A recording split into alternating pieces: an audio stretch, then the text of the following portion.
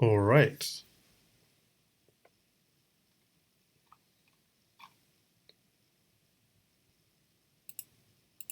Sorry, that was the starting position. All right, this is OK here, and this is going to be a Crazyhouse candidates catch-up. We're going to be looking at the match between burpcow and doganswer. This was a very, very sharp position in game one, and what we'll see is games 1 and 2 are really sharp. So we're going to spend a long time on them. The rest, let's see how things go.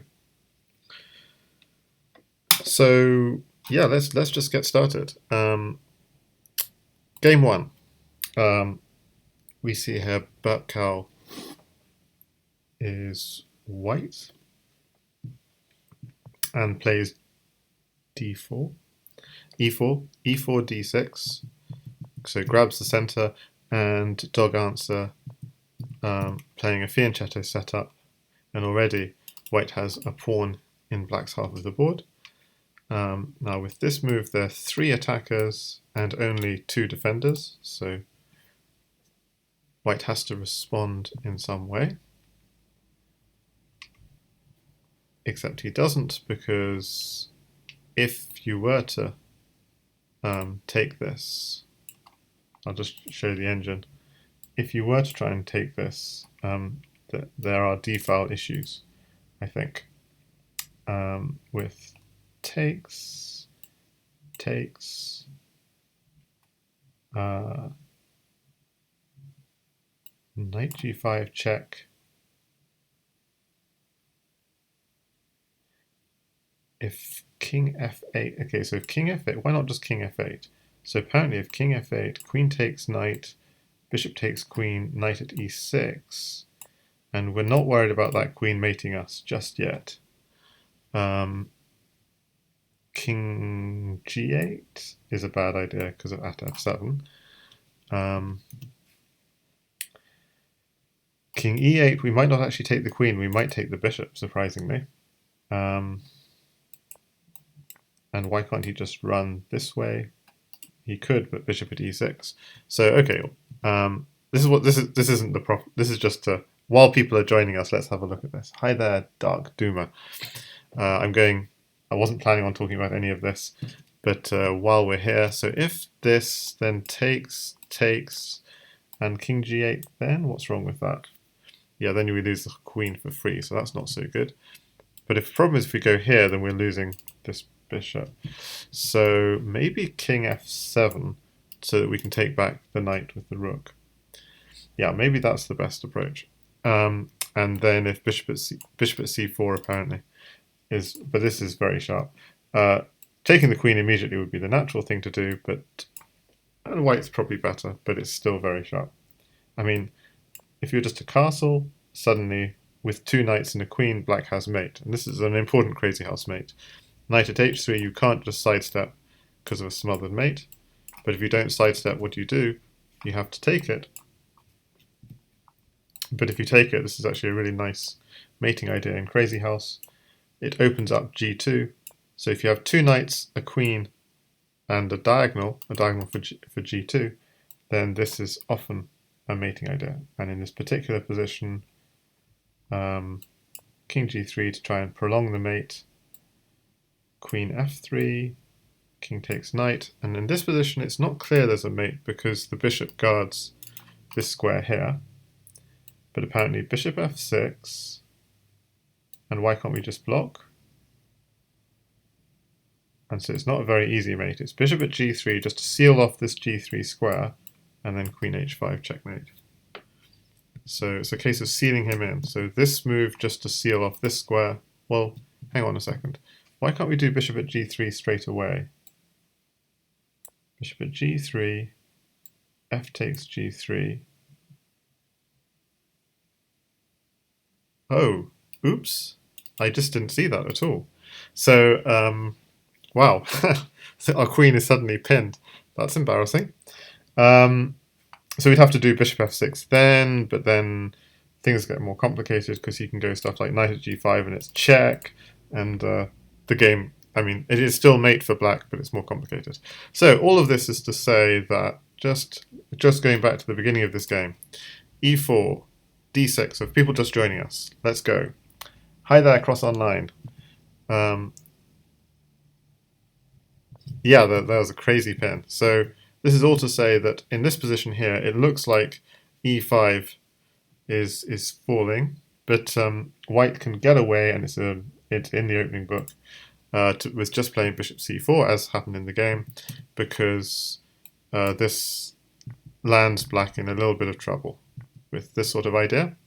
And in fact, so the full idea was here. Sorry, this wasn't the best approach. The best approach was bishop takes knight. So I'll promote that variation. Takes, and then the best approach was probably king f7. But even then, knight takes queen is very natural, so I'll just put that. And just saying here, you have to be careful, you can't just castle. Or the two knights, the queen, the pawn does lead to mate with a very fancy bishop f6 to block things. So just for those joining us, just promote that one. The standard, draw the king out, but there's a very fancy finish. Check, blocking the king, and then mate, using the fact that this bishop is blocking this pin. So that's very, very nice. But of course, white doesn't castle here.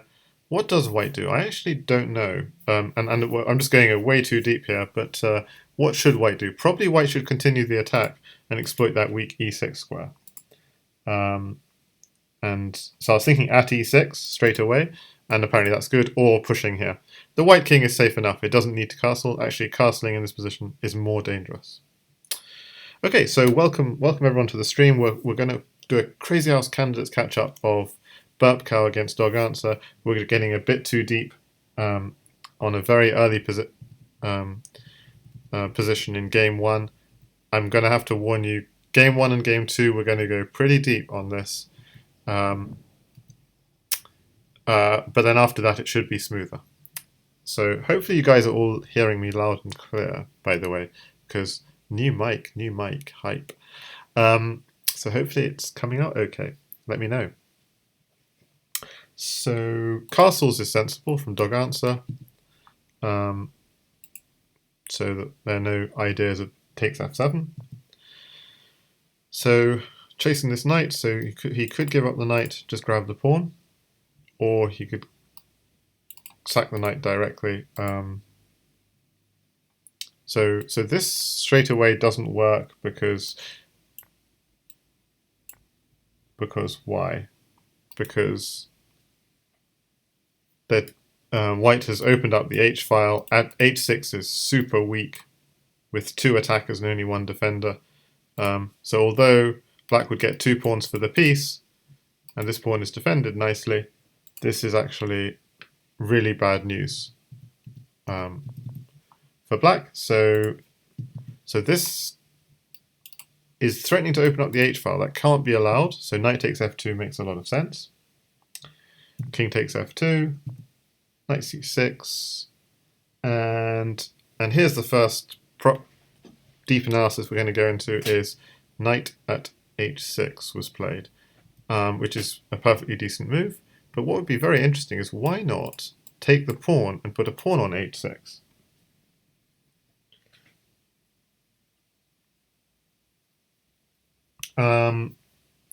And queen takes d6. Usually you would never want to take with the queen, because that makes the queen is now very exposed. Just to say briefly, so what happens if queen takes d6? You could attack the queen, so just bringing the knight into the action, eyeing the black king. This pawn is defended by the knight, so you can't counterattack straight away. Queen here attacking the bishop would be interesting, and then start this attack. And the idea is you're attacking these 2 squares. So black doesn't have time to take your bishop, back off, and then the bishop under attack can just sacrifice itself, go in on g7, takes, maybe c3 to chase the queen away again, bishop at c5 to chase away the queen again. Of course, if you go to here, then the problem is bishop at d3, I think. So this is all very, yeah, a little bit of a problem for black. And here, a move like this. And basically white is doing very nicely here. So it's hitting the knight. Hang on a second. What's the idea? If the knight were to move, and the knight has no good squares, but if the knight were to do a stupid move, what's the plan? Do we go?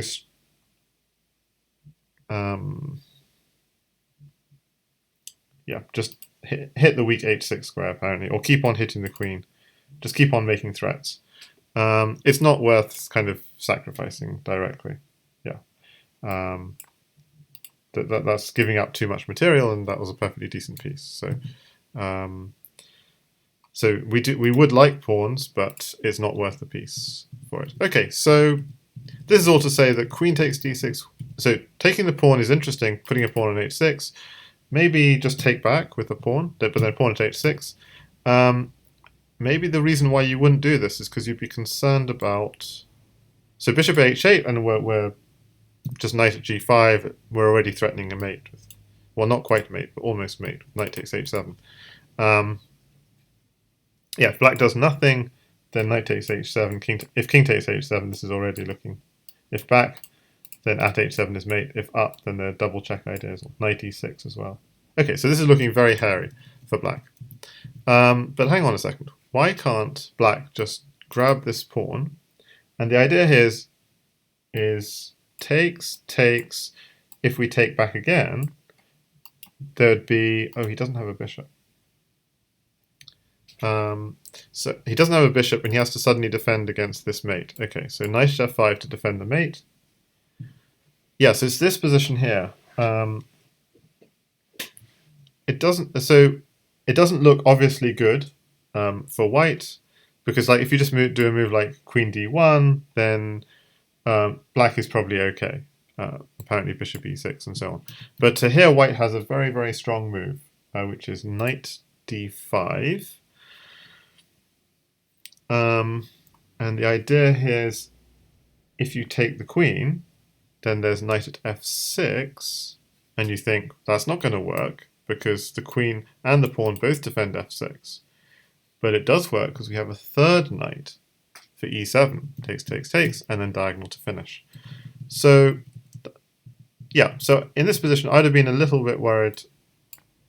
Maybe I'd have been a bit worried of this, but the queen getting hit with tempo and black clearing away all the dangers. But knight to d5. So this is a kind of a white to play in this position. Knight d5, really beautiful move, because knight at f6 is a mate threat. But why can't he just defend at f6? It wants to go knight e4. And now can we just take the queen? Takes. Oh, so it's the same. Yeah, it's the same thing. And black doesn't have enough material to defend everything. So white is crushing. Okay, I think I'm going too deep. But hi there, Apostatlet. Yeah, so this is game 1 of burpcow dog answer. We're going to look at this series. I'm afraid I'm going to go a little bit too deep in game 1. So for those just joining us, so we've got a safe setup from black. We just analysed why, after this move, black can't just cash in directly with this because of this. I'm not sure we did analyse it fully, but it's all rather complicated. So why can't... So if king takes, then knight g5. Well, if king doesn't take, then it's surely good. Knight g5. Was there anything else that could have been done? So the idea was basically queen takes, sacking the queen and putting a knight on e6. And that's apparently quite dangerous. So he has to castle, defend f7. And the next critical point was, why not take the pawn and put a pawn on h6? And I think this is probably strong for white. But okay, this whole series, white actually played knight on h6. Okay. Takes, knight at f5. It looks like black has, reinforced his g7 and everything's fine. Put a pawn on g7. So I'm not disliking black at the moment. It looks like black is staying safe. Bishop takes g7 from burpcow, so he continues the attack, which is nice. Apostat says, every time you've said you're going too deep into a line, it's been a really interesting one though. Well, thank you. You're very kind. So here burpcow does exactly the right thing. If the bishop were to back off, white would lose his initiative. So it's absolutely the right thing to do to go in and sack a piece for a pawn here. Takes, and puts a pawn on h6. Actually, pawn at h6 was a little too hasty. So the best thing to do here was actually rook e1. So the king can always come back to safety. And you're preparing pawn at h6 next. Because otherwise, in these sorts of lines, g3 is a little bit sensitive. And the king, these dark squares around the king are just a little bit sensitive. So rook e1 would have been a tiny bit better. But at h6 straight away. And here, actually, knight h5 apparently was strong because it comes with an attack. And you're still defending g7, but you're creating a threat on this bishop, which is annoying. But knight f5 was played. g4. Engine doesn't. G4 looks quite interesting. Engine doesn't like g4. It wants just to take a pawn and put a pawn on g7, I suspect. Yeah, but g4 looks interesting. And things are going to get really sharp this game. This game 1 and game 2 are going to be really crazy. Okay, so the knight's hanging, so just tries to get some material for it. Takes. So, well, the idea of this is if you take the knight, we take the. Oh no, I was thinking you take the pawn, but you've got something even stronger, which is bishop at b6. And so there's a pin. So if you try and defend, yeah, they even moves like takes here, and lots of pressure on this pin. Ooh, a white is collapsing in that position.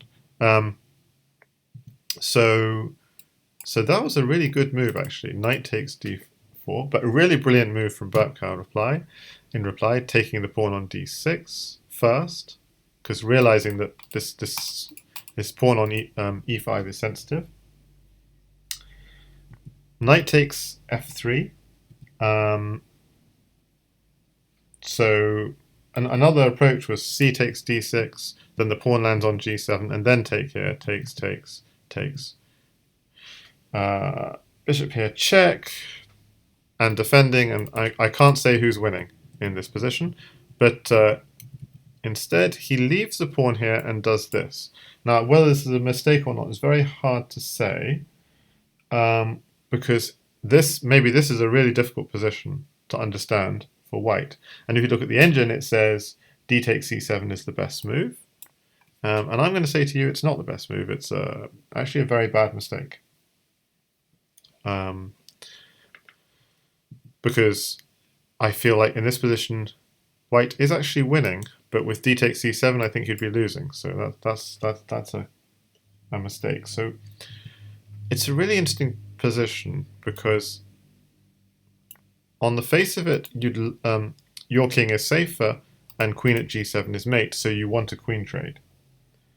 The problem is black can exchange queens and launch his own attack here on the white king. And you could just take the queen directly. I think maybe even stronger is doing this first.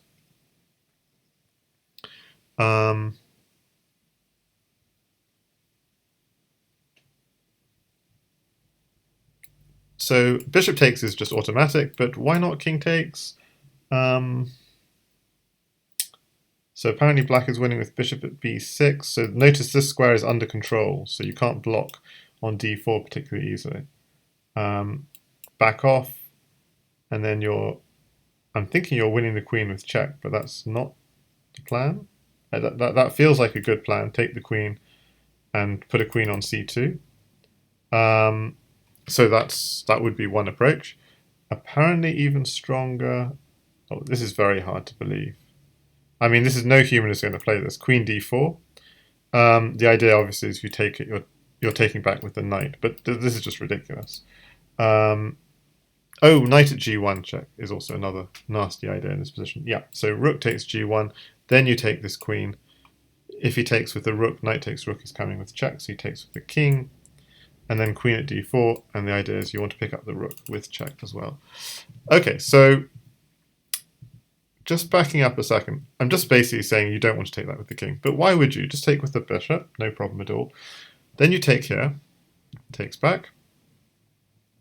So the reason why this original move takes here is so bad is because black has such a strong move here. Yes, queen d4, but that's just engine nonsense, as it were. Now, there's a really strong move here for black. Really beautiful move, which is why I claim this is a mistake. And the move is bishop at e5. We're protecting the mate, queen at g7, but we're also threatening to pick up a knight. And why is a knight an issue? Because the knight could land here, targeting this weak square and the king. But we're also targeting this g3 square. And still the engine is saying black only slightly better, but I don't think it's slightly better. I think it's completely lost for white, because you just follow the line. I mean, the natural thing to do is move the knight and protect g3, so knight e4. Then the move, unfortunately, that white has to contend with is bishop takes g4, picking up a pawn for g3. And if you take it, put a pawn on g3, put a knight here, put a queen on f3, picking up the rook, you're just literally taking all the pieces. Now, maybe that wasn't the best play from white, but his position is collapsing. So even at this point, it's saying -9. So the engine doesn't see it. If you look on low depth, it wants to take this pawn, and it wants to trade queens and just get the mate on g7. That turns out to be a very grave mistake. Queen takes f3 was played, which is okay, but I claim the really nice move in this position, which is winning for white, is taking on the e7 pawn. And the point of that is, if there's a trade of queens, you're not only threatening queen at g7, you're also threatening the rook on f8.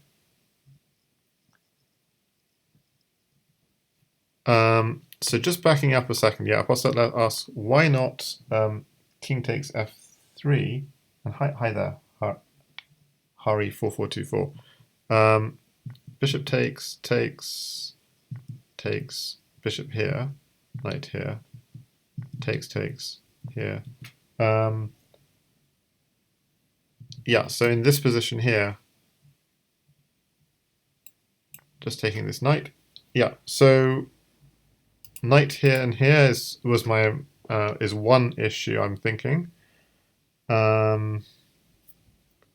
That's not necessarily the top engine move, but let's just look at that. Knight at h4, king e2, queen at f3, king to d2. Is he getting away? Yeah, maybe that's not the strongest. So let's look at what the engine says. It says knight at d4 rather, and obviously if you deflect the bishop, then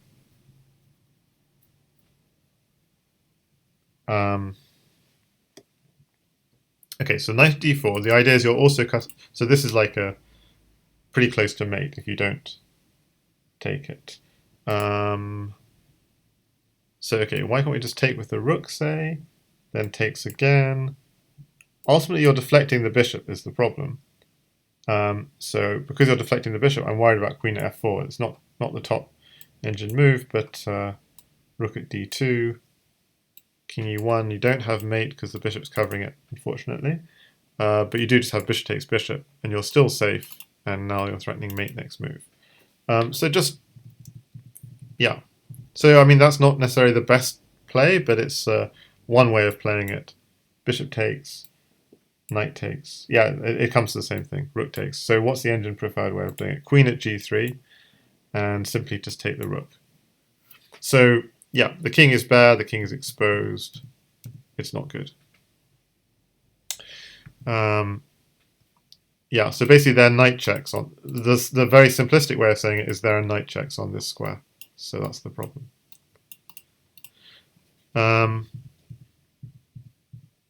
But this move can't be ignored. If you try and follow the same kind of lines with at e3,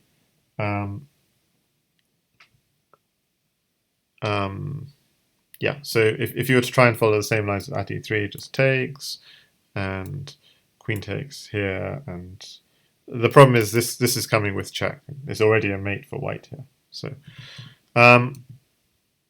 so you can't ignore this move in the same way. So you have to either take back or you have to throw in checks. Check with the pawn or check with the bishop. And you might actually think, why not just check with the bishop and then capture here? Yeah, that doesn't. You can't do this obviously because white is taking the queen first and getting the mate. So that's a very obvious point. So basically, you just have to take this pawn. So it's a much more forcing this d takes e7. D takes e7 forces queen takes. Okay. Now what? Knight d5 hitting the queen. And this is the point. Next you're going to take this knight, and knight at f6 is a mate threat.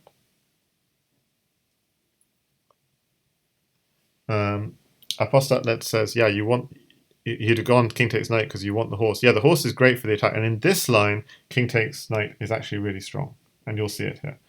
So here, actually, you don't take the knight immediately because you might. Yeah, you don't need to take it immediately, but you will take it eventually. So here, check, and here take the knight. And now you're threatening knight at here, check, and here. So yeah, why wouldn't you take the knight immediately? You might be giving, if you take the knight immediately, again, you're running into some really dangerous. I actually even analysed this. So if you take the knight immediately, knight at h4 check. So you could go here or here.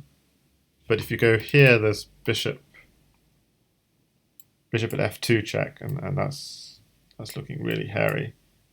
At g3 check, takes, king takes, bring the queen in, and he can block bishop at f2. The knight's covering the two light squares basically, so he has to go to h2, queen takes knight. Oh, you sack your whole queen.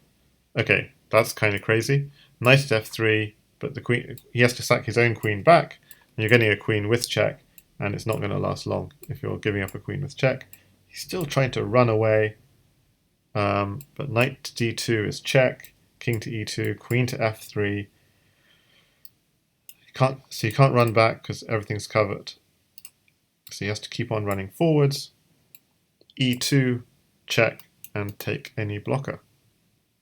And if king takes, then queen here is also checkmate. So yeah, that knight is poisoned.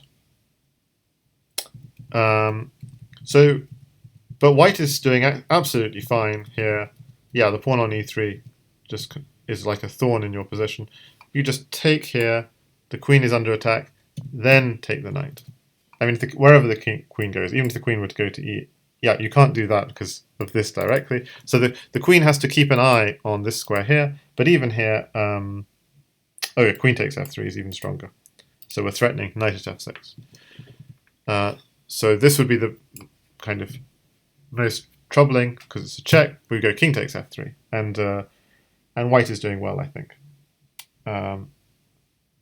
And for some reason, I even analysed a little bit deeper. So he needs to defend the mate threat.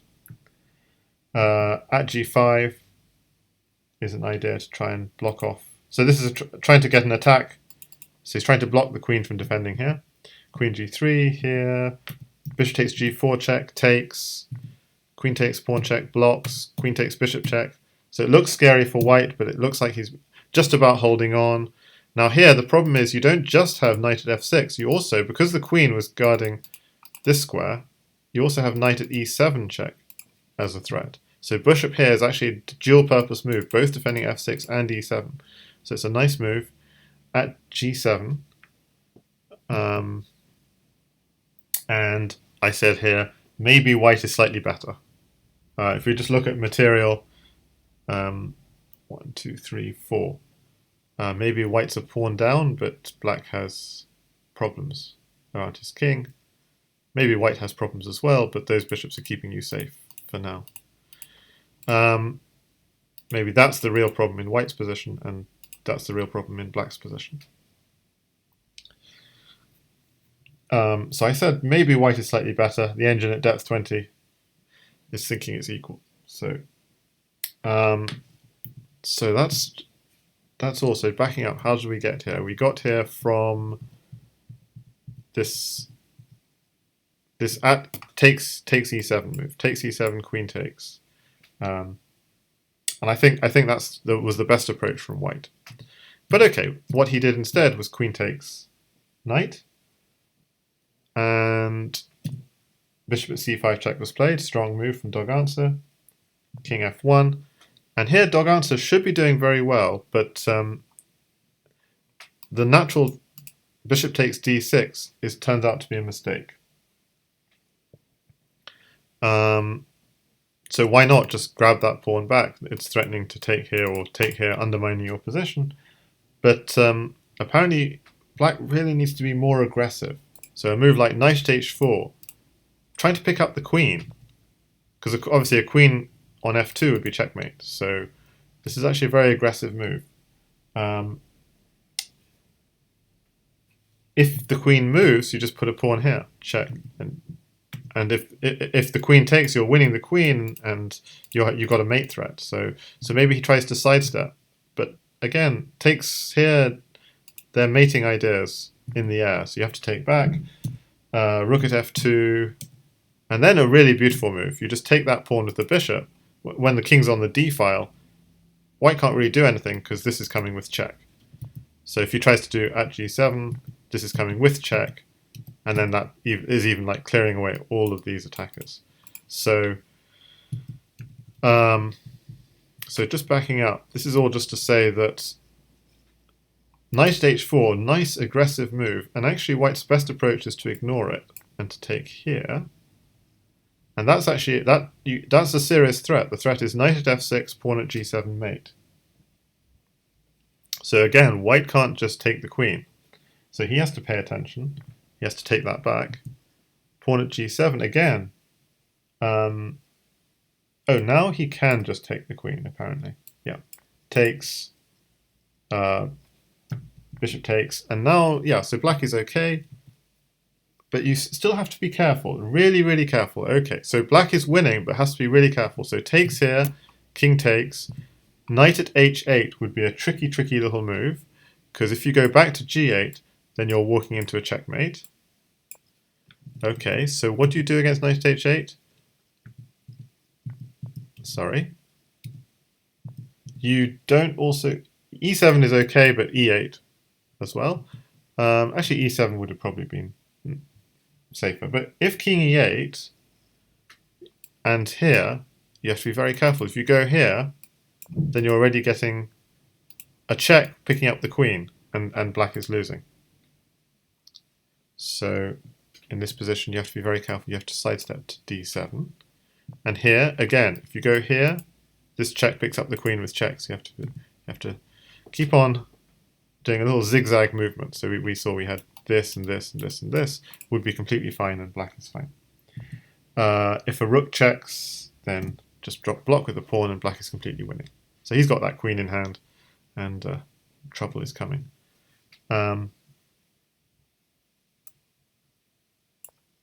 There's even just this to try and... There's no time for stuff like this, because this is coming and swinging back. So the point of dropping the rook here is actually to defend against mate threats. But black is completely winning. So white might have some tricks, but black is winning. So yeah, so black had to play really active moves here. And you'll see, in fact, he played this more passive move. And on the face of it, white only has a knight and a pawn in hand. So how does white win so quickly now? He goes pawn at g7.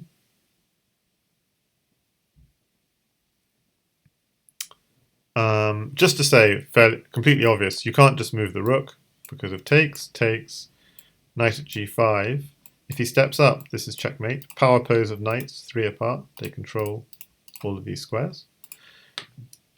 And if he steps back, then pawn here is checkmate.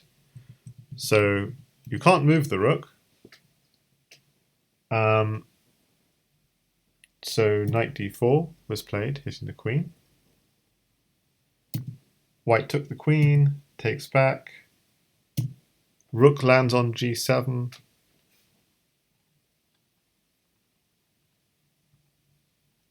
Is there anything black could have... This is like... What has black done wrong here? Just a simple move like pawn at g7. He tries to counterattack, takes, puts a rook on g7. You don't want to lose the queen. So he sidesteps. But rook takes f7. And notice how that's defended by the bishop and g7 is defended by this pawn. Black's position is just toast. What happened in the game was just threw in a check and resigned. Yeah, suddenly his position really just collapsed in a few moves. Was that possible to predict from here? I guess it was. There's a lot of pressure on these two squares, and you need to counterattack fast. So that was game one. burpcow took down doganswer.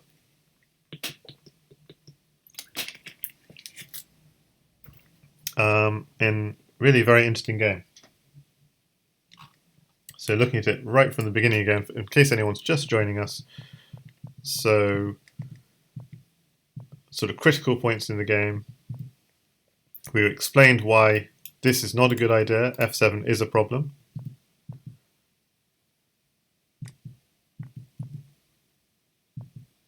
We explained why here takes a pawn and at h6 is super interesting. And probably good for white, but white went for this knight h6 instead. And maintained some initiative. And here, probably black should have gone knight h5 and he's completely fine.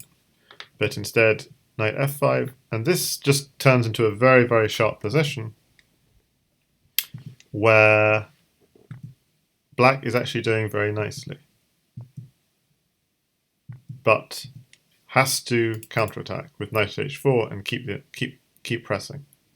And yeah, okay, and in this position we went into real depth why the computer suggested move is actually wrong, because the white king is actually less safe, but this move here can't be ignored, and white has at least equality by the looks of it, but it's definitely sharp. But queen takes knight, black is actually better, but black must attack fast. And if he doesn't attack fast, what happens is what happened in the game. Those squares around the king are collapsing, and it was game over. Brutal, says Apostalat. Yeah, I mean, burpcow plays amazing Crazyhouse. So, game two. burpcow is black. You're going to have a d4, d5, London setup from black, fianchetto setup from white, bishop e7, looking to win that bishop because for the knight, and maybe use it on this diagonal, maybe use it on h3. Bishop drops back, castles, h3. Yeah, so h3, we have a threat inherent in h3, and the threat is g4. So black has a choice. Drop back the bishop or drop back the knight, because he has no pieces in hand to control this g4 square. And probably dropping back the bishop was the stronger of those two, but he drops back the knight instead. But still, he's doing fine. Knight e5, takes, and drops back the knight again. And you see already, yeah, this seems quite hard to defend. And actually the best approach here from white is actually just to sack a piece for a pawn. And why do you want to do that again? I'm trying to remember. So it's a piece for 2 pawns. No, it's not. You don't get the second pawn. You just go straight in for an attack. Add h6. Takes. Okay, white gets that pawn, but you're just trying to get in. You're trying to get a queen for h8. Just very aggressive play. And this would probably be a good way to play for black. Okay, so black. How do you defend h8? You always defend with a knight. That's the classic way of defending. And how does white continue the attack? I'm not looking at the engines. I'm just sort of trying to think. So f7 is defended by this knight. We'd love to be able to dislodge this knight somehow, but that feels too slow because black has his own attacking ideas. I can't remember how to continue. Yes, this is really important. It's knight at h5. Yes, yes, yes. This is it. Knight at h5. I just would miss this move. Knight at h5. This is really beautiful. Knight at h5. So, you think you can just continue the attack? No, knight at h5 carries a mate threat. Because takes, takes, takes, bishop g7, and that knight isn't all we need for mate. So this is actually really instructive. Knight at h5 is the move in that position. And probably knight at g4 would be the sneaky way of defending, because you're protecting h6, but you're also threatening queen at h2, checkmate. So this would be very nice. Takes at h2 and knight takes. So we're both defending this key h6 square and protecting our pawn on h2. Lots of interesting ideas. And here again, what should white play? What should white play here? And again, this is something I wouldn't necessarily see, but it's a really, really beautiful idea. It's knight at e5. If you're trying to deflect one of these two knight defenders. If you deflect this one, queen at h8 is mate. If you deflect the other one, actually the same idea is going to mate you. So queen here, takes, takes, king takes, bishop here, king here, and knight. h6 no longer defended, so this is checkmate. So really beautiful idea. Knight d5 hitting both of those two defenders, and in this position, black has no defense. So that's how to continue the attack. Knight at h5. So knight at h5, and when you win this knight, knight at h6 will be checkmate. So that, I wouldn't necessarily see that in the game, so I think that's quite instructive. So this is all just to say why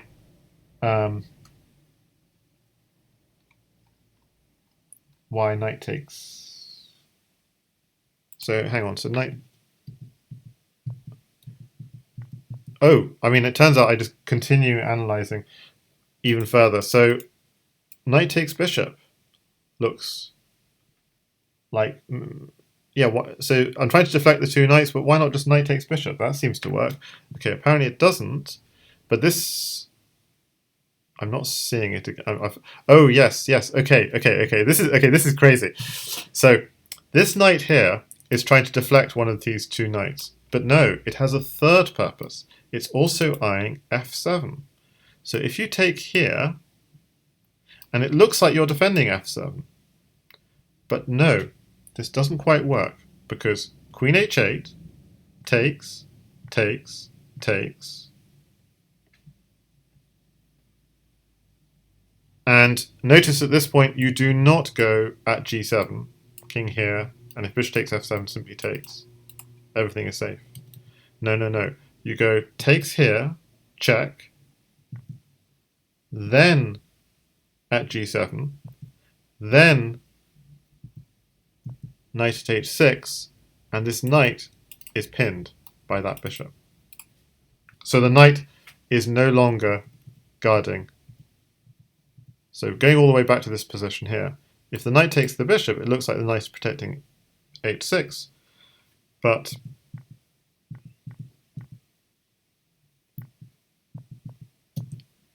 on f7 it's no longer protecting h6. I do wonder, was there another approach here instead of queen at h8? Yeah, this is what I was thinking. So actually bishop takes f7 also works. It's a slightly different move order, and it also works. So then you go queen at h8,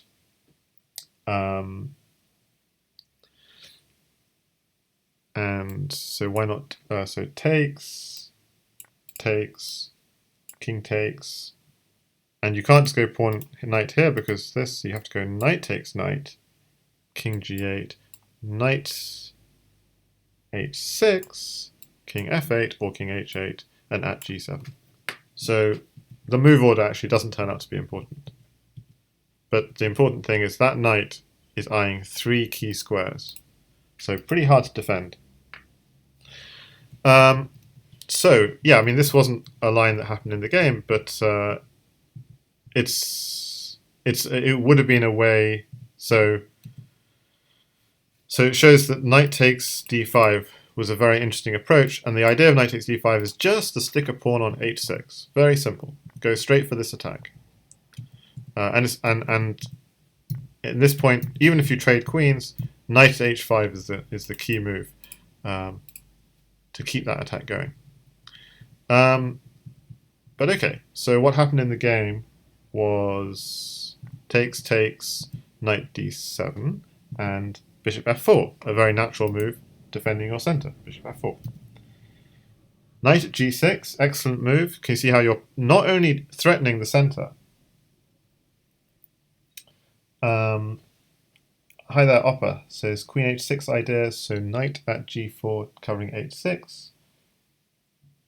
But then the problem with knight at g4 was this new knight. Yeah, knight at g4 was nice, but then new knight on e5 was crushing. And good afternoon, Oppa. So knight at g6. Yeah, much earlier. Yeah. So, and for those who want, who want to see this in the study, I'm going to paste the study link. And the other thing I want to tell people is Oppa just earlier today did a stream on his match with doganswer. So doganswer Oppa. There's some nice games that he analysed. And yeah, if you join the Discord, then I'm sure that we'll discuss. We'll link it there. So join the Discord. Okay. So knight g6, excellent move from burpcow. By the way, how is the sound quality? Because I've got a new mic today, so I want to know: is it wonderful? And I'm hoping it's coming out loud and clear. So Op says, you're using your own brain. You're not using the computer, which is great. I'm not quite the same level, so I got the computer to help me analyze these games. So knight g6. The reason why this is such a nice move is it's putting pressure on this pawn, but it's also threatening to take this bishop and really wreck white's kingside.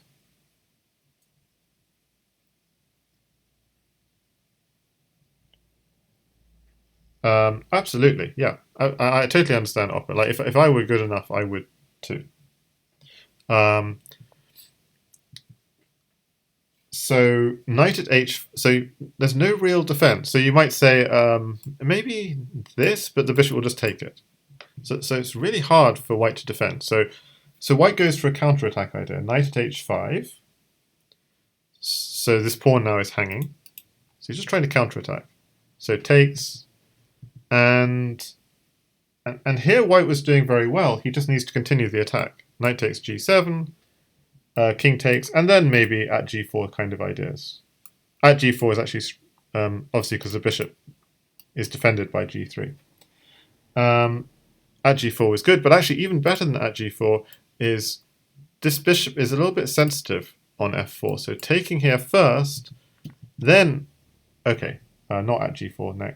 Now knight here, now pawn here.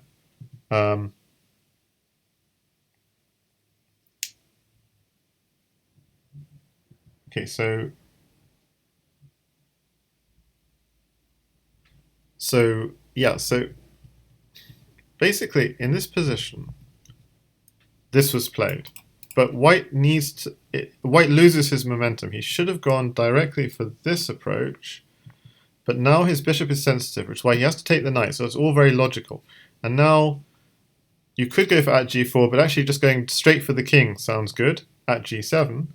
So this is like a more principled approach, but notice black has a lot of material, and it looks like black can just keep his pieces away, try and restrict trades, and black will be safe. Having said that, white does have some resources. And knight takes d5 is one of them. E takes d5. Queen takes d5. So he's trying to get a queen trade for h8. Okay. And okay, h2 check is an interesting idea, because if the king takes back, then who benefits from the queen trade? Suddenly, black is the one benefiting from the queen trade, because takes, we have knight at g4 check, and we're very soon mating. So takes, king g2, queen h2, king here, knight d4, king here, king here is the only square, and pawn at e5 is actually checkmate. So at h2 it would be a really cunning way to try and make it so black benefits from the queen trade. So king h1, of course. Now black has a very, very nice move. So all of this is to say, look, white sacks a knight and is trying to desperately get a queen trade. Black tries to take advantage, king h1, and do bishop takes h3. So now queen takes queen, it would be completely losing, because you get in on g2 and draw the king out. And surely black is better here.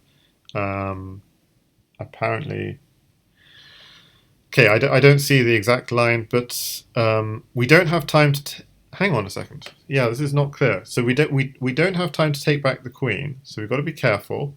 But apparently, we're okay. So why can't you just block? Because takes, and at h3.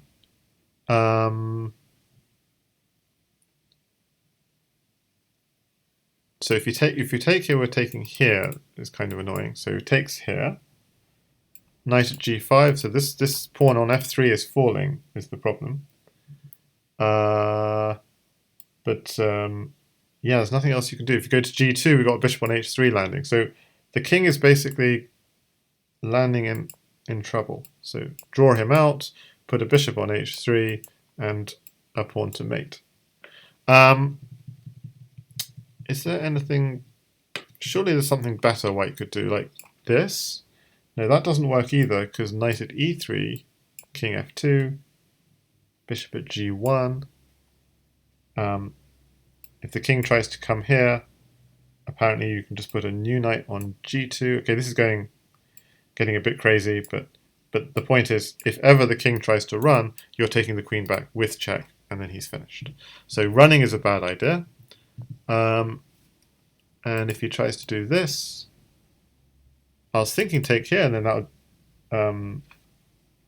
that's not the best approach, apparently. Apparently even better is knight at g4. So it's not even knight at h3. Okay, let's just look at takes. So takes, and knight at h3. It'd be much more natural to play this way. You're trying to force the king over here. King takes e3, bishop c5 check. And why can't he just block? Knight c4 is... Okay, so I don't think I'd find the mate here, but the point is that in this position here, bishop at e4 is actually checkmating.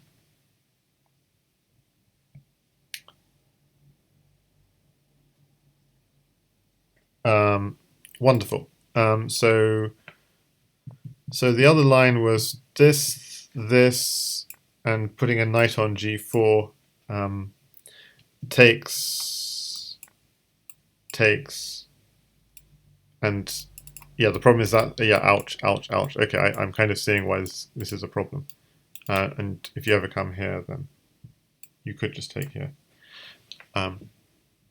Okay, so I can see why it would be mate, but I can't see the mate all the way through. But basically the idea is you control f3 square and you keep the king in a box. You either keep the king in a box or you drive the king to the d file. So anyway, all of this is just to say that bishop takes h3 is an amazing move, but white has an amazing move in reply, which is queen takes knight, threatening knight at h6 mate. Okay, so bishop takes bishop, king takes bishop, and now there's no bishop at e4 check because the queen is guarding it. But there's pawn at h3, king takes, and then there's a move knight at g4, hitting that queen. Okay, why can't we take that knight on g4, knight at h6, and then bishop at f6? So this is a way of black just defending everything. Queen f4, bishop at g4 check. I assume white doesn't want to give up a queen. I think it's bad to give up the queen, so king g2 makes sense. Bishop takes pawn, bishop here defending at f3. So at h3 comes, takes back, bishop g5 hitting the queen. And here, white has a very beautiful resource, which is knight here. If you take it, you get mated. But if you just go for the queen, then white goes for your queen. And the best black can do is to take that rook, to put a rook here, which you definitely can't take because queen here is checkmate. So you have to hide, and then to go queen here check, queen here check, queen here check, queen here check. And notice white is threatening queen at h8 mate the whole time, and black has no pieces to defend it, but he can just check forever. So black can kind of get a draw at the end of all that. So Apostat Stockfish is flexing on us mere humans. Yeah, I'm sorry. I shouldn't really have gone that deep, but I just thought it was really interesting. It's a sort of sharp position where both sides want to be, so when the trade of queens comes, it benefits them, and it's not even necessarily, I mean, Stockfish makes mistakes, but it's just, yeah. So there we go. It's just some interesting thoughts. And anyway, in the study, I've gone way too deep, considering all of this. But the main principle is, even if you don't think this line, the main principle still holds. White has to make something of his attack by playing this. Takes, and white's attack is gone. Bishop takes g4, nice play from burpcow. Takes, e3, hitting the knight, and here a nice move is just at f5, keeping that knight posted. Instead, burpcow played this, which loses some of his advantage. King h1 takes the knight, because now he's lost sort of two pieces, but he has a counter idea. He has a very interesting idea here, burpcow, which is this takes the rook and puts the rook on h4. So looks like burpcow's lost a lot of material, but actually he's got the queen for it. So actually in this position here, just backing up the bishop was probably good for black. But he played this line, winning the queen, but losing quite a lot of material. Now you have to play, this turns out to be a mistake from black for very subtle reasons. Whereas queen h5, hitting the knight and threatening stuff, turns out to be good. So hang on, why can't you just go rook here? Because you just take the knight, yes. And just backing up actually, yeah, so Apostat says, why not play f5? So why not indeed, but you have 3 pawns and a bishop in hand, and f5 directly obviously hangs e6, and you have to, it's going to take 4 moves to get those pawns and bishop in hand, so even if e6 wasn't hanging, I would put at f5, because you want to get those pawns on the board.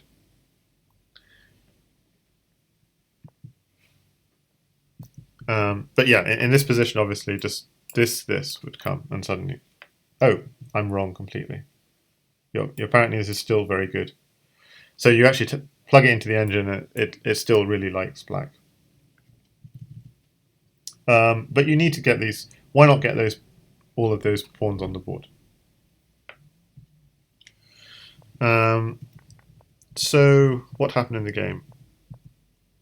So this, it turns out, is a mistake. Loses most of black's advantage, but for a very difficult reason. So what is the difficult reason? A very difficult move for white here. And it would be a case where I should be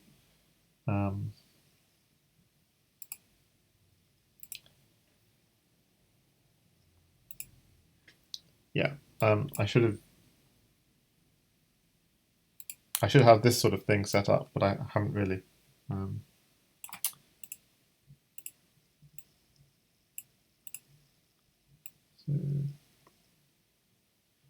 Okay.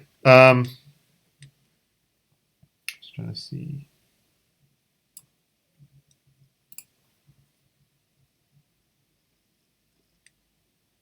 No, okay. I'm gonna take it away again. But yeah, apparently there's more than one good move. But the basic idea is this diagonal.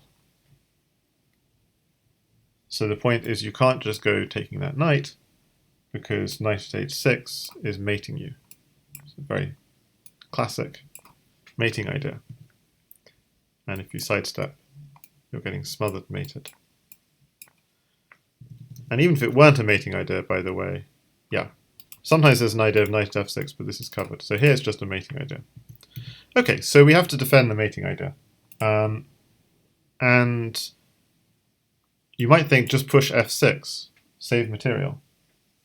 That's actually a bad idea. And this is actually the reason why, backing up here, queen to here is bad, because the queen is cut away from e7. So queen to here, bishop here, pawn here, now knight here comes. And if king h8, there's a classic mate. So the king has to come out to f7, but then bishop at g8. I wouldn't see this at all. What is the idea of this?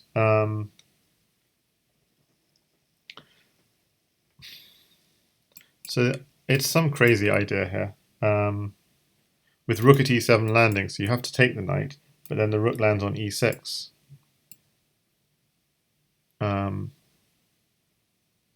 If king here, then knight at c5. So king here, but then pawn at e7. So maybe this is the best of two evils, but then pawn at d7 comes. Okay, just sidestep, but then rook e8. And out of desperation, I just do something like this, but then takes, and queen at c8 is mating. It's not, apparently bishop takes c7 is faster, but this is mating. King takes, rook at e8, he blocks, and simply push that king away. He blocks, takes, push, push. So that's not the shortest mate, but it's just, I think it's the easiest to calculate. Just going queen to c8.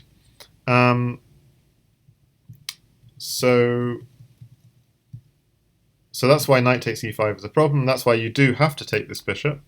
But then, again, hard move to see. Bishop takes f6. Why can't you just take it? Knight takes g8, rook takes, and knight here, rook here, takes here, pawn here, takes back rank, and knight takes bishop. Okay, he can never. Yeah, he can't do something like rook takes rook. Yeah, that's going to be suicide. Okay, so very hard practically to see this in a game because it looks like bishop at g8 is just losing lots of material, but if king takes knight, knight takes e5 is a problem, and if rook takes bishop, bishop takes f6 is a problem, opening up h6 for a knight. But it's all very, yeah, even in this position, why not just queen takes knight straight away? Because knight at e5 takes, yeah, you can always take back the queen. So all of this is to say that, anyway, the queen should keep an eye on e7. And so in this position here, actually, this keeps you a bit safer because then f7 isn't opened up. So knight d7 isn't such a problem. But then the problem is takes, takes, and at 8. So engine says at h6. I'm wondering why not. Yeah. And the point is you can't take the knight here either because of knight t7, king h8, bishop at g7, and you're winning the queen with check.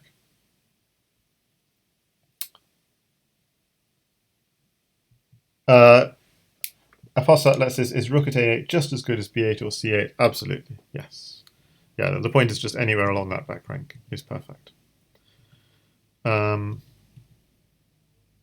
So black should have put a new queen on to really keep his king safe, but it didn't matter in the end because white missed putting a bishop along this diagonal, and that's an important concept that that doganswer missed.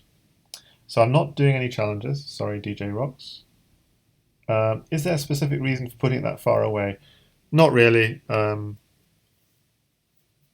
There, just in case. Okay, so it just means that I don't think there's any special reason. Just means that there are more block. If the opponent wants to block, you can take more material, and you want the extra material. You don't have a direct mate. That was the only. Let me see if I can find it again. So it's queen g4, bishop at e5.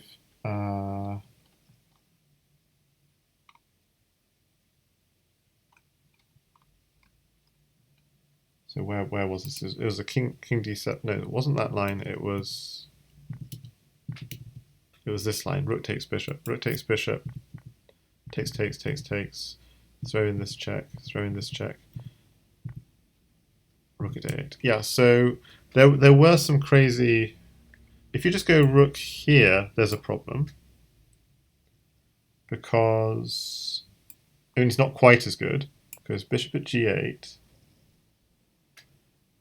If you go knight takes bishop, which is what you do in the other line, yeah, there's knight at d6,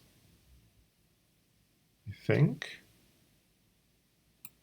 Rook takes rook, knight takes rook. Okay, so white is still winning, but okay, so there was, yeah. There might have been some. I'm trying to remember exactly, but there might have been some sort of defensive ideas, which, if you go rook at c8, okay. So one defensive idea is putting a bishop on e8. So you're drawing this to here. Why would you want to do that again? I can't remember, but the other thing, I mean, the other reason for putting it, yeah, is if you ever do want pawns, you're just going to go and chomp all of these pawns up. So any of these squares are good because you have this extra resource, and all of these squares. So it makes no difference. All of these squares you can just take anyway. So it might just delay your mate. But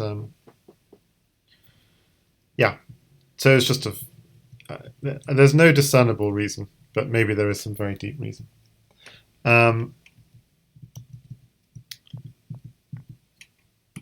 There was some, yeah, I'm sure there was some line I was thinking of some way in which, yeah, I'm forgetting now, but there might have been some way in which if the rook were here, the king could somehow come out and attack that rook, and the rook is not defended on e8. So just here, there's no piece that can attack the rook on a8, b8, or c8. So a8, b8, or c8 are definitely very good, basically. But this is just a very minor, very subtle point. But okay, so bishop at e5 wasn't played. And now black is back in control. Or is he? Bishop at f6 looks really threatening because you're threatening mate on h8, and takes. So I'm scared for black here, but oh, yeah, we have a bishop covering f6, so we're completely fine. So black's fine, just protects, queen at h5, check, takes, pawn it. So black's got all of these dags in hand, and g2 looks like it's going to fall. White can keep on throwing. Okay, but one thing you don't want to do is take like this, obviously, because then you're mated. So white's plan here is take with the king. If you check me, step back down again. If you check me again, go back into the corner, waste another pawn, and I can keep on going like this as long as you like. There's no repetition because however many pawns in hand you had. So check, blocks, he wants another pawn. Yeah, there's no future here. Takes here, takes the bishop. The idea is you want to take the knight next, but actually just go straight for the attack. Bishop at f3, trying to defend. It's trying to go for some kind of smother on f2. Actually, here there was a crushing move for black, which is this one. So you're threatening queen at h2, and if you take, then you're threatening knight at f2. I was thinking knight f2, here maybe. Okay, and if you take, then at g3 comes. At g3, bishop takes h4 is mating. So at g3 was slightly stronger. If you try and bring your knight back to defend these two squares, just simply takes, pawn at g3 again, and then you can deflect that knight and get the mate. So I mean, that's just an example line, just showing you that these are the two weak squares and you can't defend both. So at g3 was a little bit stronger, but this is also pretty good. Queen g3 promotes, takes. Okay, so black should be completely crushing this game, but things got a bit crazy. So great defense from doganswer, and here burpcow made a mistake with 20 seconds on the clock. What he should have done is just gone rook takes knight, so white only has one knight and can't possibly mate the black king. Instead he went for this, queen takes, and if you just take back, you're getting mated, because new knight on h5, king takes, bishop at g5 is mate. So rook takes, knight takes. He realizes he's in trouble here. Burpcow. So he tries to keep the check. Gives up a whole queen to keep the check. Okay, king takes h2. At g3. And with 7 seconds on the clock, doganswer just needs to step back with the king. No checks. Bishop takes bishop, bishop takes, queen takes rook, queen takes. If rook here check, just queen takes. Okay, so simple, step back. But unfortunately, doganswer took. Queen takes queen, king takes, and black has mate in this position. But burpcow didn't find the mate.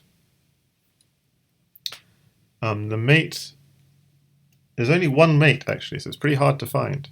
You have to give up that rook and open up this h4 square. The point is, if you take like this cuts off the king, and queen takes bishop is checkmate. And if you take with the king, it's even easier. So you actually have to just run with the king, but then pawn, queen, and pawn here is checkmate. I mean, it's going to be a checkmate eventually. The bishop's cutting off this, queen's cutting off this. You just need to deliver some checks, and you'll get it. Check, check, and check. We'll do it. But you need to find this move. Rook takes h3 with only 14 seconds on the clock. Instead, burpcow went defensive. He went with rook g8. And now white has mate.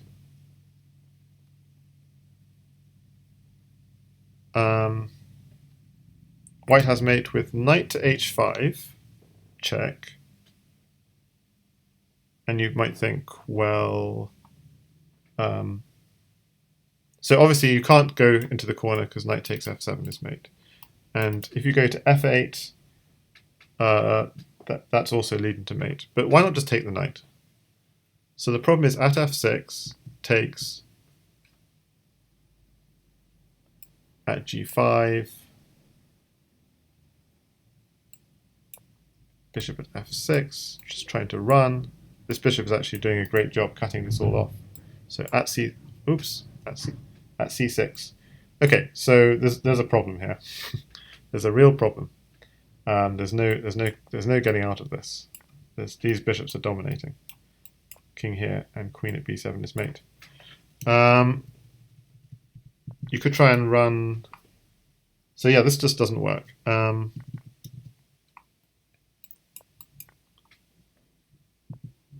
If you try and run to f8, then there's pawn here, check, takes. A little bit complicated. So if you take here, you could just take back. We can also go pawn here, takes, then take back, bishop here, and if you take it, there's knight at d7, check. Anyway, you're in a box, basically. There's no way out. And if you step back, rook here, and then queen here, queen takes pawn is checkmate. Okay, so anyway, the point is, white does have mate, but yeah, knight h5 is the easiest way to deliver it. Instead, he took the rook, and now black has mate again. We know how it works. Rook takes h3. Rook takes h3, just to show another line. If you run this way, just queen in the back rank is mate. Okay, so, but he took back, and now white has mate again. Actually, white doesn't have mate, but it's just white is winning again. But he should have just gone at g7, takes, put a queen on the back rank, and the idea of this move is actually beautiful. It's to guard this h4 square, so rook takes h3 stops working. So if you block, double up. No, hang on, how does that work? Oh yeah, so if you use up a queen, that's obvious. But if you use up a knight, then what? Then rook at g8 takes, knight takes. Okay, and now our queen is defending that key h4 square. So there's no mate. So you could do this, but you just take back. You're fine. And if knight at g8, you just take it, I think. No. Well, you could, or you could even take. Yeah, just knight takes g8 seems like the right approach. So you're opening up this defense. Yeah, nice to see this type of white has mate, then black has mate, says Apostatlet. Yeah, so instead white played this and lost most of his advantage. Now black is back in it, but it's unclear. Rook takes h3 apparently isn't quite working so well anymore because this queen is defending the f2 square, so you can just run back. How does that work? So if you get king f2 at g3, king takes here, and there's no mate, is the idea. So this is not completely useless, but knight f5, very good move from burpcow. King h2, knight takes queen. So he just loses the queen. That's basically the problem. h6, and now burpcow. h6 was a mistake because now black does have mate again. Oh my goodness. Knight takes f3, and the point is you can't take back because rook takes pawn is mate. And you can't step back because queen here is mate. And you can't step forward because then bishop, queen at h2 and queen at e2 is mate.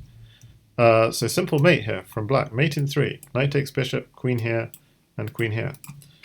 But instead black tried to defend, and that's a problem because now white has mate again. And white has mate just by hitting at g7.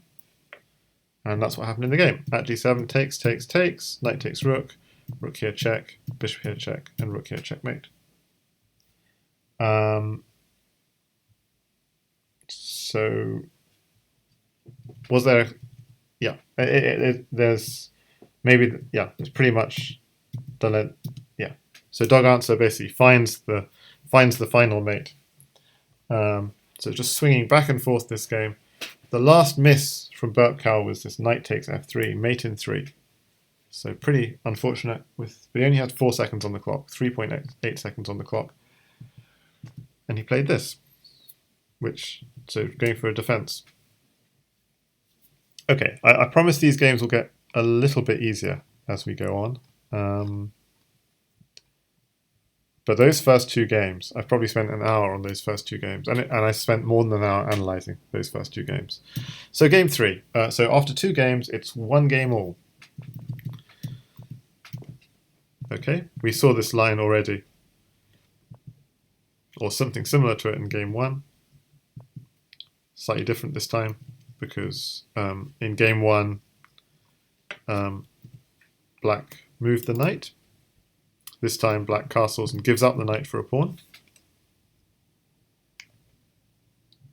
So I passed out that says, so all of that happened in less than half a minute. Yeah, probably. So so if you've just enjoyed all of this, black has mate, white has mate. I guess it all started around, let's see, queen g3. So knight takes f2 was probably the critical move, and suddenly, so simply king h1. So I'd say this is the first point where one side has a clear win with just white is. So okay, so knight takes f2 was a mistake, and then so let's have a look. So this is move 42. Just going to see if I can just open up the live game. So you just view the live game in a second. So just give. So imagine if this was a live commentary. It'd be pretty difficult. Okay, so pretty difficult to say all the things we've said in a live commentary. So play in real time.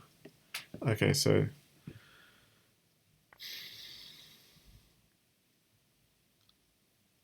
the problem with that move is queen takes knight is winning for white, and white has 17 seconds on the clock and finds queen takes knight, and black can't take back that queen, and he realizes that, so black's going for, he should have stepped back. He just should have stepped back, and then white's winning. But now he's taken black has mate with rook takes h3. So I wonder if you can see it. Just imagine, like, if I were good enough to see these things live. Well, yeah, rook takes h3 is possible to see live, but okay, it's pretty hard. So no one covered this match live. So this is like an imaginary. Okay, so he misses the mate. Now white had mate. Now black had mate. Okay, there's no way you can do this commentary live, even though I've seen it with the engine. It's still going too fast.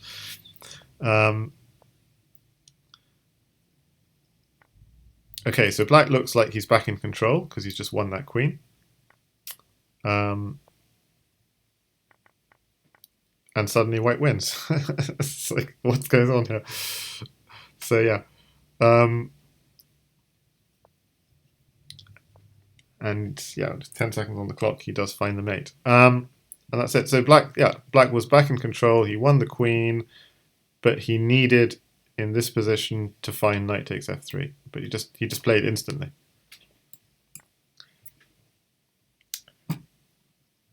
Yep. So that was the live action. So you can see how it's completely impossible, even for the best commentators, to commentate on all that live. So turning to game 3, we had takes, f6 safe, knight h6, king goes into corner, bishop c4, bishop e6, Maybe a case for d5, just grab a bit more space and then castle. But maybe he's afraid that h3 takes, and black gets a little bit. But white's got ideas of at e7, black's got ideas of got a little opening on g2 to attack, but probably white's good here. But instead, takes, and white looks good here as well. h4, maybe not the right approach in this kind of position. I mean, black's pawn structure is kind of weak, so the point of h4, h5 is to break down a solid pawn structure. Well, black's pawn structure is kind of dodgy already. So maybe even simpler moves would have worked, like castles, maybe put a bishop on h3, or I'm not sure. But okay, bishop at h5. And here white has an interesting idea with g4. And you don't want to lose a piece for free, so you might think take that knight and then take the pawn. But that's not very good, because g7 is a bit of a problem. So g4 is pretty annoying. But bishop at g4 was played. Takes, bishop at h5. Bishop h3 was played a little bit passive. And a really interesting move in this position is this one. So you're defending the knight, and you're threatening to open up the h-file if this is taken. So that's an interesting move, but even a solid move like this would have probably been fine for white. But burpcow played this, a little bit passive, and yeah, these knights are... So probably in this position, white's still okay with bishop h6. Takes, pawn here, then g5, this sort of idea. But these knights turn out to be a little bit passive, and really the move here is f5. Because then you're taking on here, opening up g2. I mean, what do you do?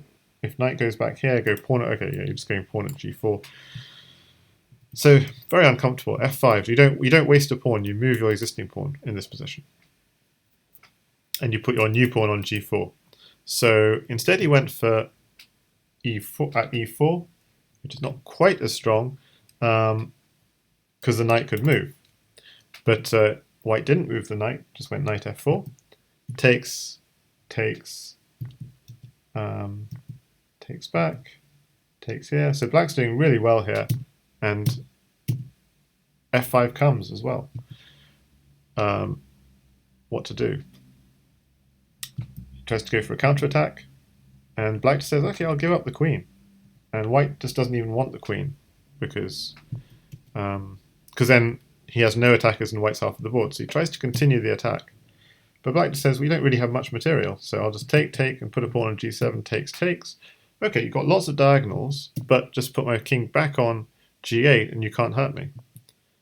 Attacking the queen again, which is a threatening move, because if you win a queen, queen at g7 is made. But it's too slow. Knight at g2, takes here. If you take the queen, I'm threatening to pick up the queen with check, with at e2 check. So defends. Knight e3 check, nice find from doganswer. So knight here check, bishop here check, and knight here checkmate. So strong game from doganswer. Apostat Led says about game 2, I love that real-time replay feature. It's really interesting to see where the points are, where someone spends a lot of time on a move, and the point where all the planning happened. After which, there's a bunch of instant moves. Yes, it's what Ganaez told me is called the Barrage Technique. So if your opponent is low on time, instead of trying to pressure him each move, playing it quickly, no. So first, think for a long time to plan the next, say, 5 or 6 moves, the sequence. So your opponent doesn't know what sequence you're planning, so you can calculate it all in advance, take your time, find the sequence, and then play them out instantly. Otherwise, if you're trying to play fast, it's like you're low on time as well, and your opponent could just beat you in a low time scramble. So if you actually use your time to plan your next few moves, it means you know exactly what your opponent's going to play next, you know what you're going to play in response, because you've planned it all out. And that way you actually make your time pressure count. So, some good advice there. Good in Bughouse as well, I'm sure. So you take your time planning it, and then you smash it out.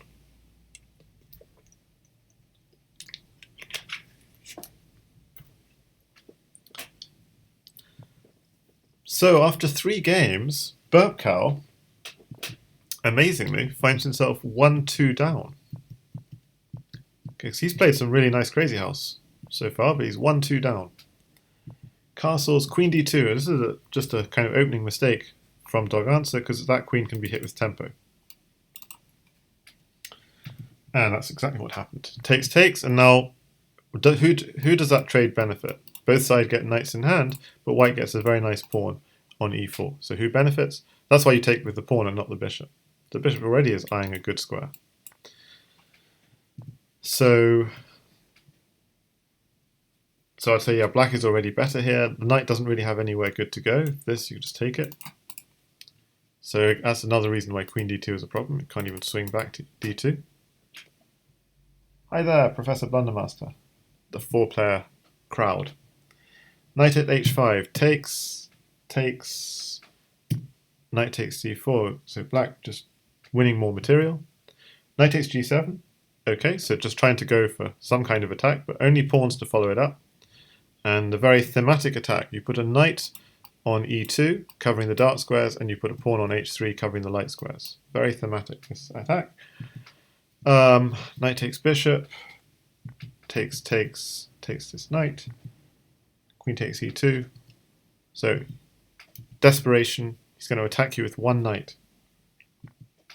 Takes back. Yeah, he can't do much with one knight. Another knight, maybe. So he's having to defend h3. Now the threat is simply to take twice on f4. So this is strong from burpcow. Rook g1. And probably here he could have just... Now the reason he doesn't take twice on f4, he's afraid that that will give the opponent the second knight he needs for mate. So, but actually he could have just gone for it anyway. So takes, takes, takes. Obviously you can't step up, because otherwise you get mated in 1 by knight d2. Pretty nice. But you can step back, but you've got to be careful now. You have to keep the check, because otherwise you get mated. So takes, yeah, if you take here, you get mated. So you can't do that, but as long as you keep the check, you're good. So, or else defend. So bishop at g7, just take one move out to defend, and then continue the attack. Takes, takes, bishop here, king here. Okay, so this would be like desperation. You can just keep on running with this king. White doesn't have anything to do. So you can continue like this as long as you take out one move to defend at some point in the sequence. You keep the check or take one move to defend. Okay, instead he decides I don't want to give up the knight, don't want to risk it, which is fine. But white really covers up a little bit more.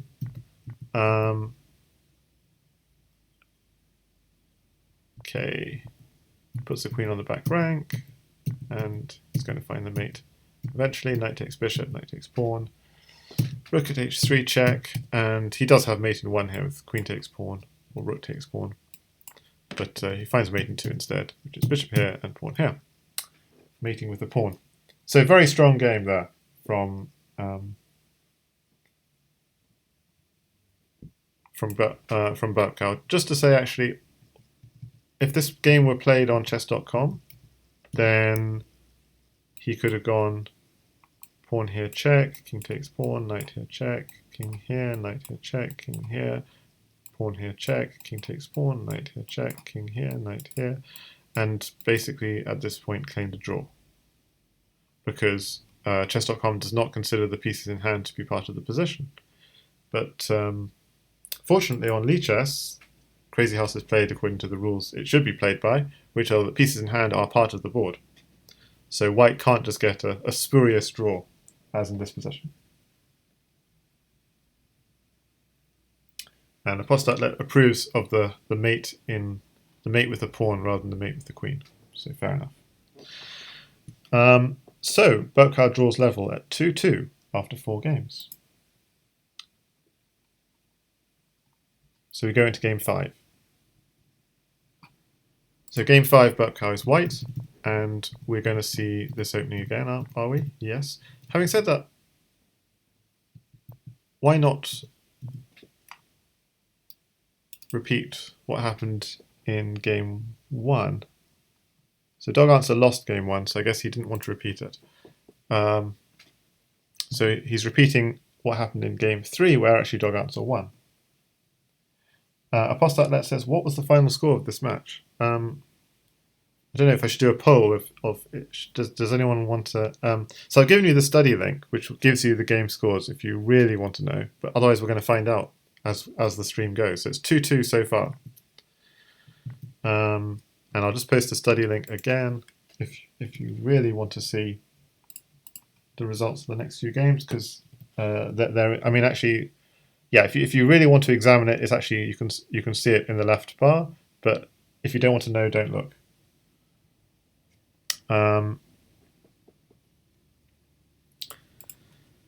Okay, knight h6, we saw this happen already. And if you did look there, I've hide it away again. But yeah, it's okay if you looked. Okay, so h4, maybe not the right approach as we said last time, but not too bad. h6, okay, this is painful if he's allowed h6. Trying to block off the h-file. But white's doing very well here. He somehow opened up. He's opened up this big attack on h6 and g7, and I don't know. Suddenly, it's a very strong play from burpcow. So some counterplay trying to get in on c2, and what does burpcow do? Hang on a second. So knight g3 was played. Another interesting approach, yeah, this is interesting, is just to take here, and if you take here, then go at h6, and we have 2 pawns and a rook in hand, so this would be lethal. And if you take the bishop, then you go pawn at f3. So this would have been another way of playing it. But okay, this was also decent, and very safe move from burpcow, just blocking off that diagonal. And at e4, actually much stronger, because this rook is slightly weak on the back rank, rook at e3 is slightly stronger. Because now this comes with a threat. And if rook takes rook, bishop takes, developing. So pawn at e4 to block instead was played, which is not bad. White's still doing okay, but attacks the rook. Okay, so he wants to get a pawn on g2, basically. Bishop here. And also he's hitting this, but nothing concrete just yet. But just white's attackers are being pushed back, so black's sort of still in this.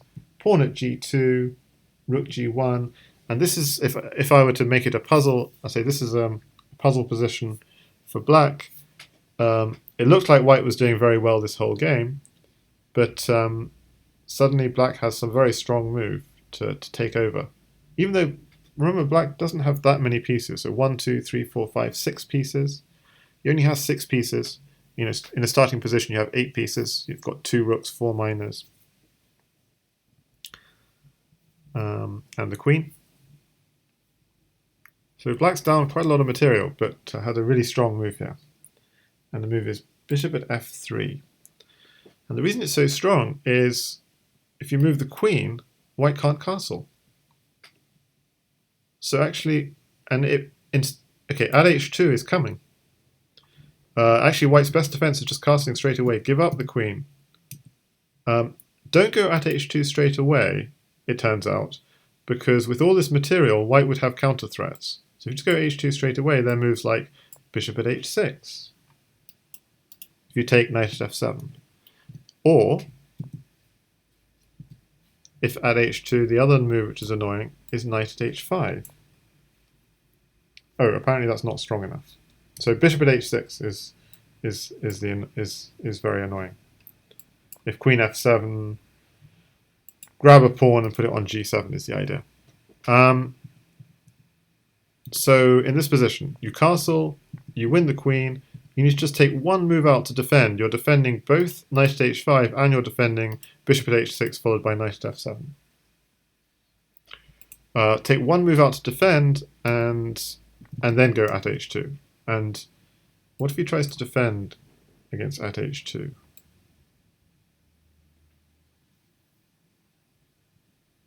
So queen at a1 is an idea apparently, which is surprising. Or knight f3, why can't he take here? So queen at a1, sorry. Queen at a1, and just take on a2. Okay, so I didn't see any of this. But okay, and the idea is eventually get a pawn on a2. But okay, if he takes the bishop, then at h2 comes, and black is doing okay. Anyway, what happened in the game was an early at h2, and burpcow found the right response, which is get the king the hell out of there. Takes, and actually, white's okay. Bishop at f3 comes now, but it's too late. It's not cutting off the king from crossing over. So just goes for a counterattack, and white is crushing. Queen g6, pawn g7, knight here. Notice you can't take this knight because you're getting mated. So you keep running, but you're losing the queen, and everything's collapsing. And very nice finish from burpcow. So 3-2. So halfway point, burpcow's retaken the lead at 3-2, and we've seen this opening before. Sort of, you get the bishop out of the pawn chain, you play a solid protecting against the pin for this bishop.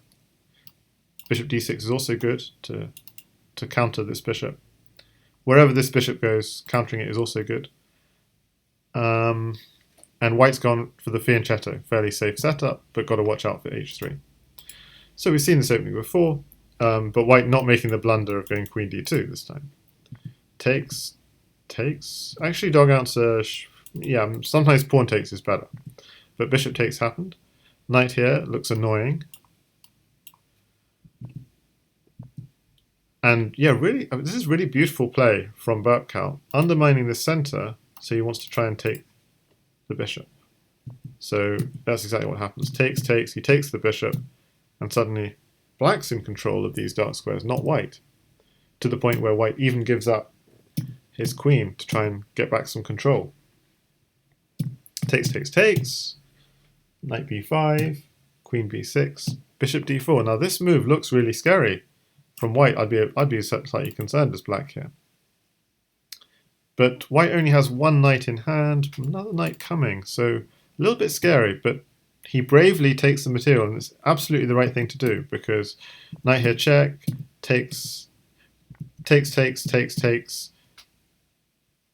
It's not quite enough.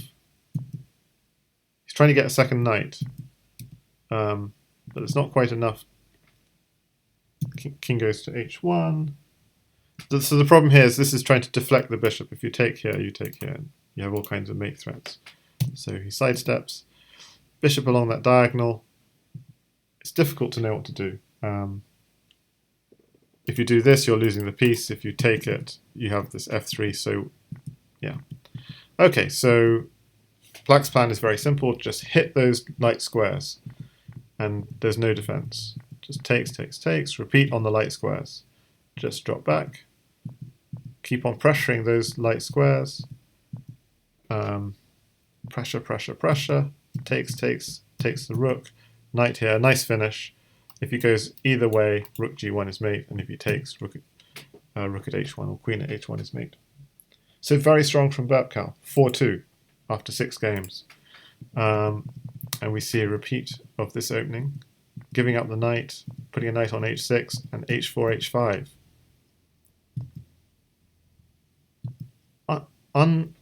But then a crazy miss here from dog answer. Just take here. The queen is pinned. You have to sidestep. Takes here. Black is crushing. But he missed it. I mean, this is exactly the right thing to do if you don't have this tactic. He did this first, and now check. Now there's no pin. h6 came. Even stronger than h6 is g6 first, and then h6. Ouch. White is crushing. h6 is also good, though. Takes. You might think, why not just put a pawn on g7 again? Keep everything solid.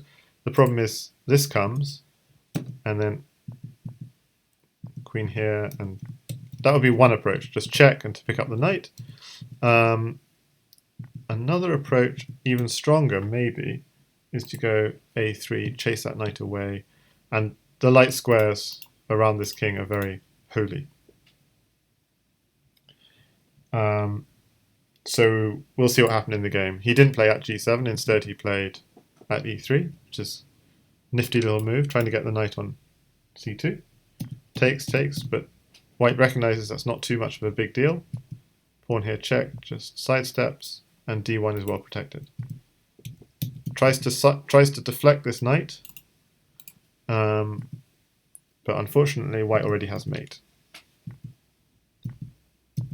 The queen is pinned, rook here just takes with the knight, takes, king takes, the queen is pinned, can't do anything, just sidesteps. Throws in a check, just blocks. There's no getting out of it. He's losing the queen and he's getting mated. So a few quick games here from burpcow. So after 7 games, it's 5-2. Burpcow is black. And again, we've seen this sort of opening, except this time instead of e7 or d6, we've got the bishop on b4. Solid. Takes, of course you take with the pawn. Bishop at f6.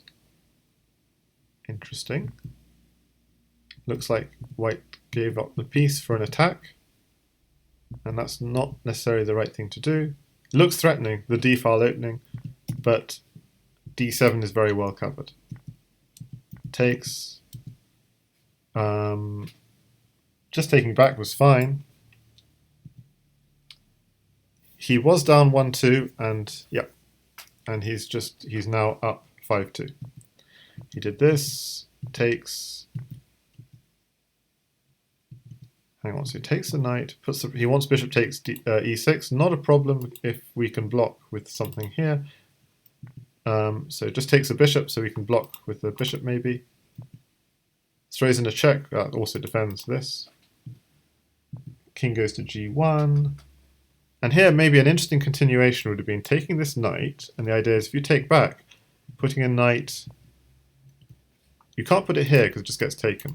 So you put it here instead, and the point is, if you take with the bishop, take back, and then put knight e2, and you're getting all kinds of like discover checks, takes the queen, it's kind of annoying. But if you take with the pawn, then, hang on a second. If it takes, knight here check, takes with the pawn, there's still knight e2 check is the problem. And you're either winning the queen or your attack is continuing. Actually leading to mate because you have another knight in hand. So knight at f3, yeah, so this is a move. Bishop takes knight and knight at f3 is very annoying. But okay, instead he plays this. Knight takes pawn, and so actually black keeps the advantage, but he has to play very precisely, and it turns out he does. Bishop takes, knight takes, pawn, knight at e3 also is good, and grabs that bishop, knight takes, puts a bishop on e2, and he's threatening to promote here, supported by the queen and the bishop. White, in desperation, goes for a counterattack, which is not such a bad idea. Obviously, you don't go back here, or black gets mated, but black survives by stepping up. Trying to defend the knight to try and continue the attack, but this is promoting. Obviously, you can't take this knight, because with the queen in hand, that's checkmate. So you step up, but this is also checkmate. So that's 6 in a row now. 5 in a row now. Yeah, 5 in a row. So from 1-2 down, he's 6-2 up. Maybe doganswer should have switched up the openings a bit. Okay, so doganswer does switch things up a little bit, playing e4, e5.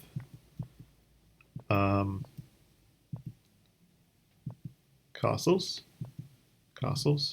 So you can see how sack on f7 is very tempting at some point. f3 comes first. Okay, now the sack on f7 is less tempting.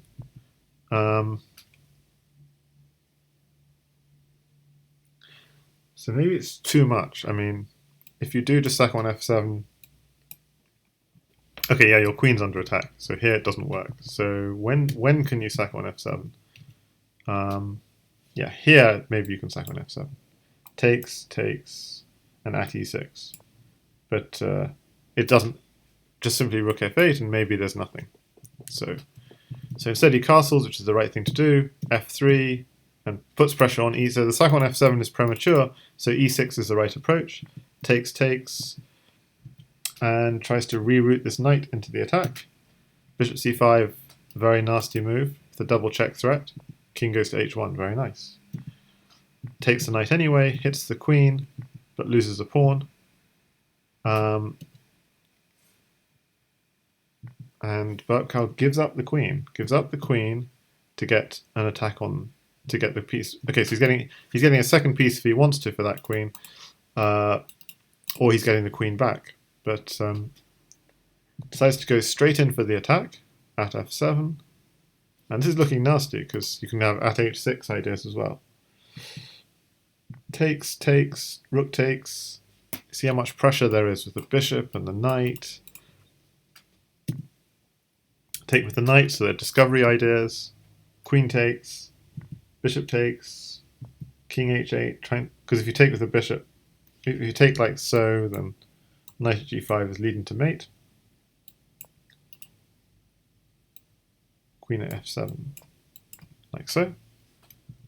So he slides into the corner, and now simply got to be careful. If you just do something like at h6, you get mated. So black has one trick up his sleeve. But again, very strong play from burpcow, playing the move which threatens mate with a knight on g6, but also defends the mate. So he plays this anyway just to try and win the queen for a knight, but unfortunately now black only has a queen to defend with, and white's got all of the pieces to attack with. And in this position, doganswer resigned. If he tries to defend, just takes all the pieces. This would be a possible continuation. So, in this position, burpcow resigns. Doganswer resigns. And so now it's become 6 in a row.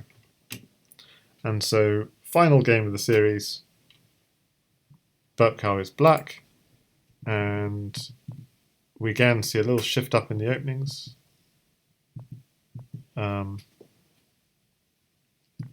Takes, knight e2, rook g8, knight g3, at g4. Now in this position, the threat is obviously to take the knight.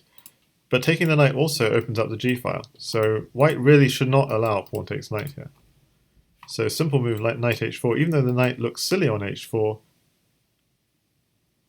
he was probably afraid of what about something like f5, but then you can sack it. And white's actually doing okay here. Yeah, knight at f6 would come. So you'd have to do something like, it's difficult to see, knight here. Yeah, so white is doing actually fine here. But you can see how the knight has no squares on h4. So it feels very uncomfortable to put the knight on h4. But that was probably the best thing to do.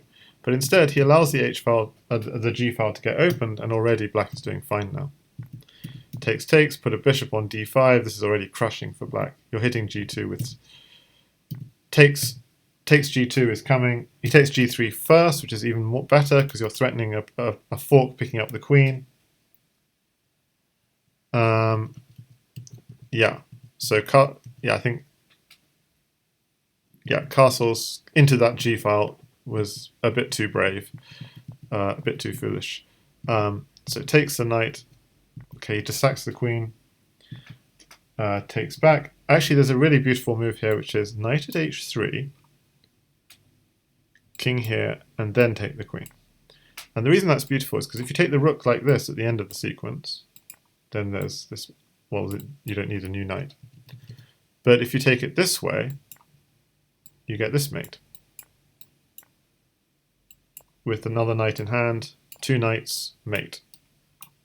There was a time when I kind of found like 2 or 3 of these mates with these 2 knights, like 3 games in a row, so we were jokingly calling it the OK mate. So knight h3 first just means you got one more attacker on the board. You save a tempo. But taking the queen immediately is also good. The problem is if you take like this, there isn't a mate anymore. So knight d2, you could just, if you don't have to go into the corner, you can come out. So knight h3 stops the king from coming out. So knight d2 is still strong. Knight e2, king f2, and knight takes g3, and apparently the attack continues. But knight h3 would have stopped this. But okay, it turns out he played this, which is a mistake, because now you can do this knight h3 idea. And the same principle works. If you go into the corner, queen g1, and you get the okay mate, as it were.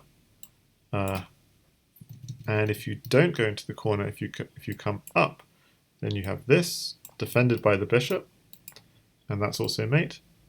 And if you don't do that, if you take it, as happened in the game, then you open up the f3 square. Takes, bishop takes h3, and of course you can't take the knight because queen here is checkmate, so you take the bishop. But then this queen is coming in, and the pawn is coming in. This is mate anyway. There are other mates. Knight g5 is also mating. So the king is in a box, put the queen there and the knight here. It's checkmate. So at the end of the series, burpcow takes it, 8-2, which was quite unexpected after those first 2 games were so hard fought and so complex. And it was 1-1 after 2 games, 1-2 after 3 games, but I think burpcow knows his, I don't know, he played stronger openings, I feel. And doganswer was kind of shied away from the game, for example, game 1, which he lost, and didn't want to repeat it, and ended up not necessarily getting better positions. So just a reminder of game 1. Not necessarily that comfortable. But if he'd known, for example, that knight h5 was fine here, then maybe he'd have gone back to playing this. But he didn't do that much. It was a very complex position. He didn't feel like he did that much wrong, and suddenly he was in trouble. And again, it turned out that was a key mistake in game 1, instead of continuing the attack with knight at h4. But he'd have only known this after the series. So the little things, he just did 1 or 2 little things wrong, and he got completely crushed. Just did along these squares f7, g7, and didn't want to repeat it. And so burpcow effectively pushed him into other openings which turned out to be more favourable for burpcow. And that's the series. Burpcow has finished all his games. He's won 31% of his games. He's currently sitting in 3rd place in the candidates. I don't know if I have a proper link that I can give you. I think no, that seems to be a bit of an old link. Oh no, that does have the candidates. Okay, let's see. I'm hoping that's not like last year's. No, okay, it's actually this year's. Okay, so we're up to date. burpcow has completed his series. He got a love 10 against Katask, but an 8-2 against doganswer. And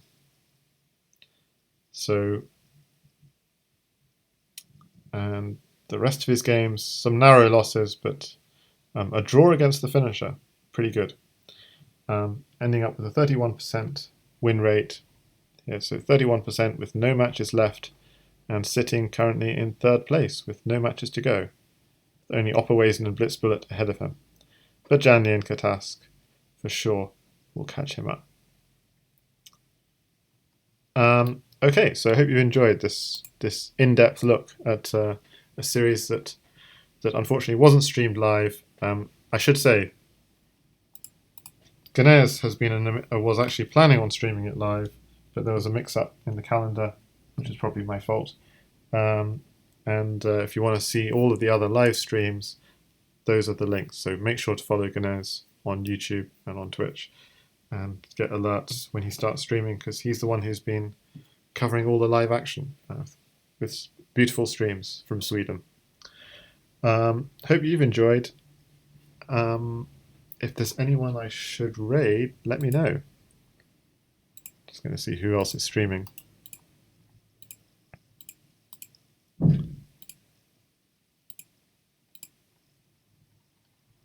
I see only the big guns streaming on channels I follow, with the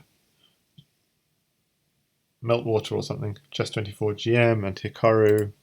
Anyone else streaming whom I should raid?